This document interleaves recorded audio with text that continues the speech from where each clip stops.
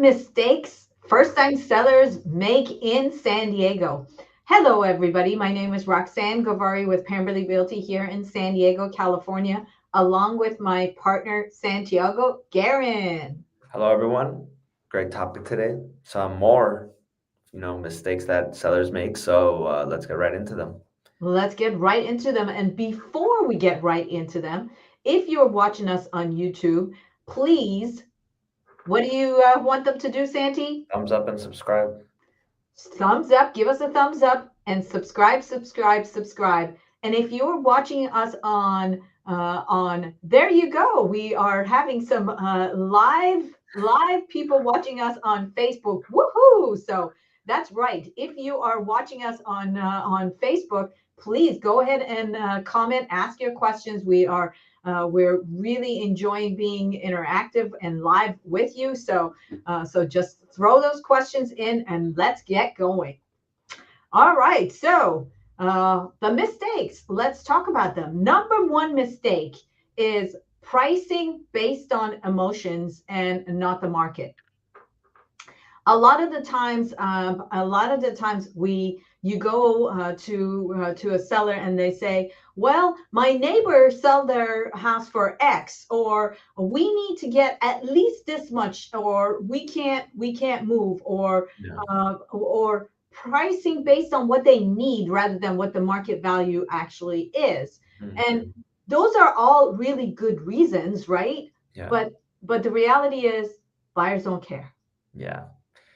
And I know we kind of touch base a lot with this with, our agents and clients, but I really like the saying that you preach, pretty often about you can't underprice your home. Can you talk a little bit more on that? Yes, so the saying is it's easy to overprice your home, but it's impossible to underprice it. In other words, if you price the home at a price that buyers find attractive, they're going to make an offer no matter what.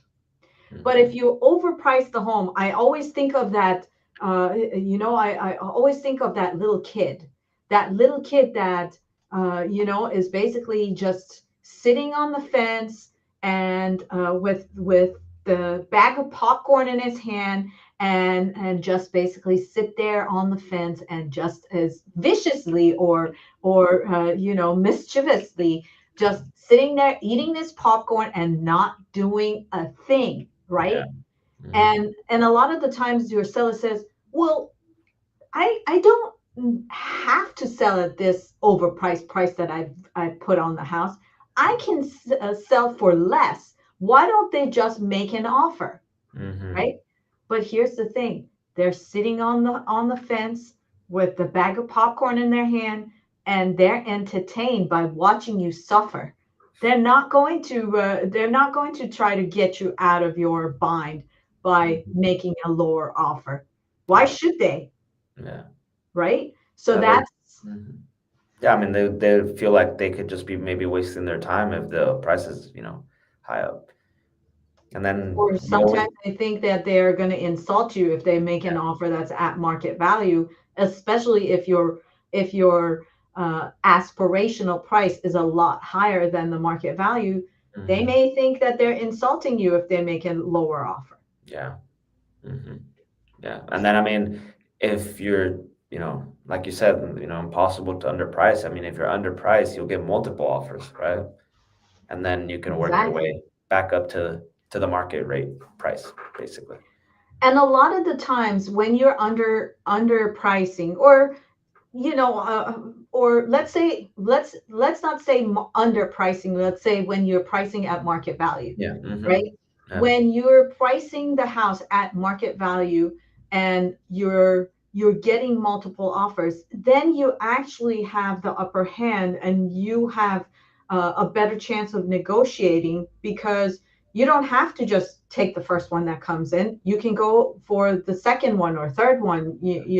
Um, we had this instance with the property that we had. We had three offers on the property, and the first one The first one looked really good on the surface, right? Until we countered them, and then once we countered them, then they turned around and then they started asking questions. What about this? What about that? Can we get can we get a discount on this? Can we get a discount on that? And Yeah. that was perfect because basically it gave us an opportunity to vet, Test them. Yeah. right? And so then we reach out to the second set of buyers that we had and give them a counter and ask for the same price that the first one had offered, and they easily gave the same price. They didn't ask questions. They didn't go back and forth, and we closed smoothly with no trouble.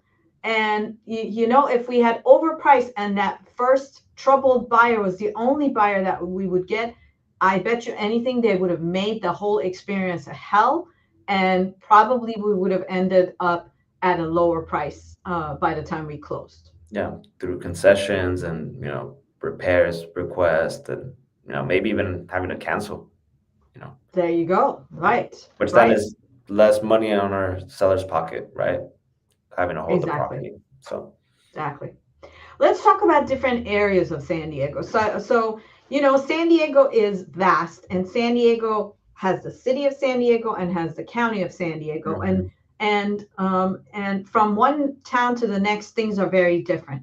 For example, if you were talking about a single family home sitting in North Park with a single family home sitting in Coronado with a single family home sitting in Chula Vista, that is a way different experience and also different kind of demand, right? So it really matters where the property is located and how much the demand is, and also the product is different. For example, if you're looking at North Park, you're looking at average home being 1920s to 1930s built, right? mhm, You're looking at Coronado. You're looking at a variety, because yeah, yeah, you have homes of 1920s and 30s, but you have a lot of newer builds. You have a lot of really renovated homes. And then you're looking at Chula Vista. Depending on where you are in Chula Vista, you could be looking at a house of you build. uh, brand new build, or you're looking at a 1940s house. The closer to the water, the older the stock of homes that you're going to get, Mhm, yeah, right? So it all matters what where the property is located.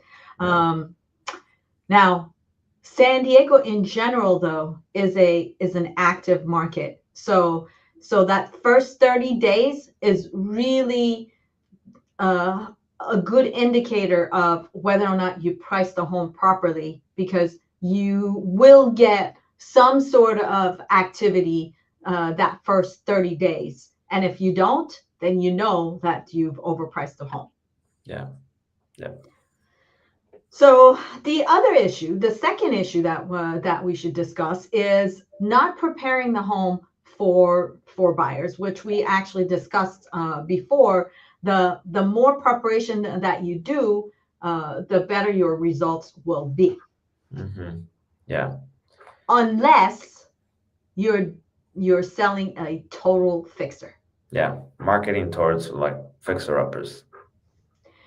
In my opinion, if you have a property that is a total fixer, you are better off not doing a thing.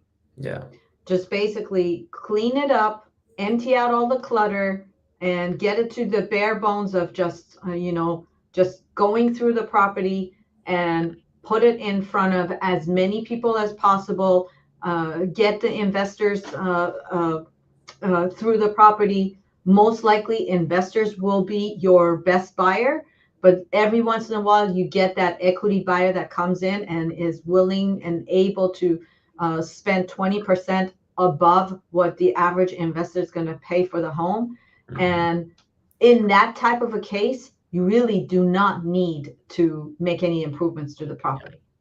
yeah. And then it'll be just easier on yourself too than having to, wait for the projects to be done. Like, let's say you're like remodeling something, that's just gonna be time consuming, Hmm. stress, and it'll just be a lot easier Right. to get rid of So it. that's for a total fixer, right? So number one, total fixer, do not do a thing. Clean it up, declutter, empty out all the contents and then go on the market. Hmm. That you're going to get the best outcome and the most amount of money for the property that way. Then you get to a property that is like, is definitely move-in ready, right? But it's tired. Yeah. The paint is a couple of years old. The kitchen is really old, or not really old, but can get some lifting to it. Or landscaping is not ideal, but everything else about the property is fairly decent. So that's when you actually want to do some sprucing up, because Yeah. in that case, then you will get a return if you do some upgrades to the home. Yeah. And how much do you think, you know, usually when we do these upgrades on properties that we have worked with, how much has it improved those homes, like on the selling side? Well, it all depends on whether or not you're trying to appeal to the investors, or to the actual owner occupied buyers, right? If you're making improvements to a property, you want to attract those owner occupied buyers. Yeah. If the property does have a move-in ready, condition, then and you only have to spend 5,000, 10,000, $15,000 to spruce it up and get it attractive enough for people to get excited about it and move in, then absolutely it pays off to do Yeah. that type of work, Yeah. right? So now, for example, a property, if you can declutter and then the home shows well, definitely do it. If you have to do light paint and then the house is ready to go, definitely do it. If you have to replace the roof and replace the HVAC and redo all the flooring and upgrade and update all the bathrooms and remodel the kitchen, that is way too much, and you don't want to go for doing the work, because it's like, okay, it's like, if you think of a barrel there and it has just water coming out of holes from everywhere. Well, if you plug this hole, then the other one is going to go. Or you plug that one, the other one is going to go. And you only have, like, five, So 10 fingers and 5, 10 toes. And if the holes are bigger than that, then forget it. It's yeah, too much.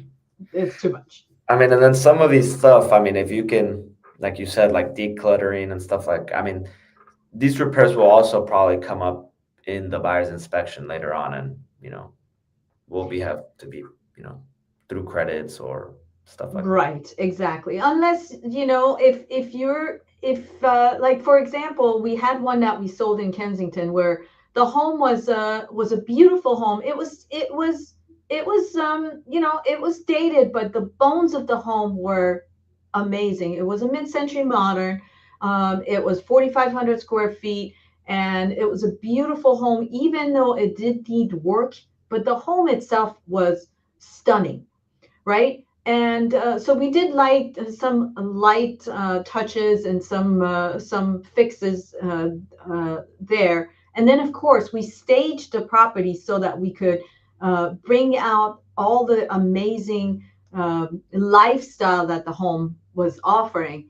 And with that, that was definitely a win. The staging really helped to showcase the property, and for example, there was a deck that we replaced because the deck had water damage, and for a property of that caliber, you didn't want people to come in and see this dilapidated deck. So it Yeah. really made a difference to replace that deck and make the property look as good as it Hmm. could be shown. The buyer came in afterwards and spent $500,000 in the property, updating what he wanted and making it look to the level that was acceptable for him, and made the updates that made the house into a home for him. Um, but that was above and beyond Yeah. basically what we needed to do to just prepare the property for the Mhm. market. Yeah. Okay.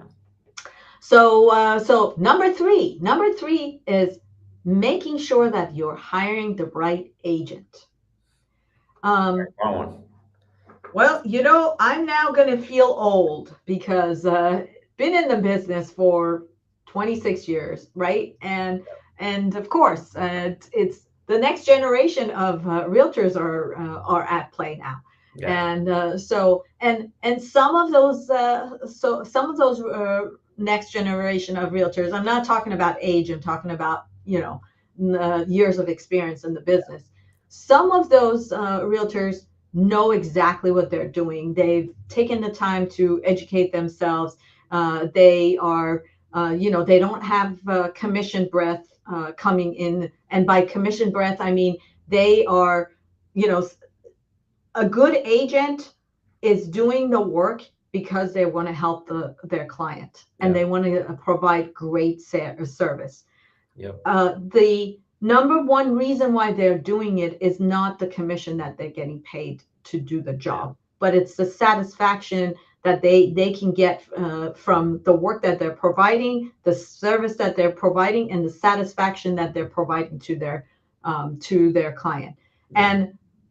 And it's really, really important to make sure you pull that out of the agent and make sure that the motivation is there to basically provide the best help, Yeah. not to get the commission and run to the next sale. 100. Yeah. I agree.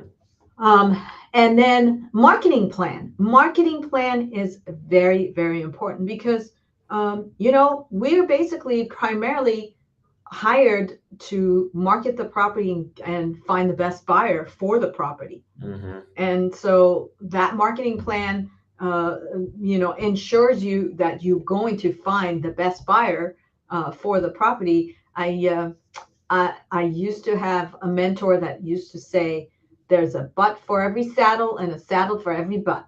Mm-hmm. So it's really important to find the right buyer for the property that you're trying to sell. Yeah. Mm-hmm. So and okay, so let's move on to number four, right? And number four is not understanding the true cost of selling, Yeah. right? And sometimes you think, oh, I'm how much is it gonna cost me to sell? So, and this happens when the market is on a decline, or it's not appreciating as much as it should, Yeah. as much as we expect real estate market to do. In other words, real estate is an asset that cannot be moved easily.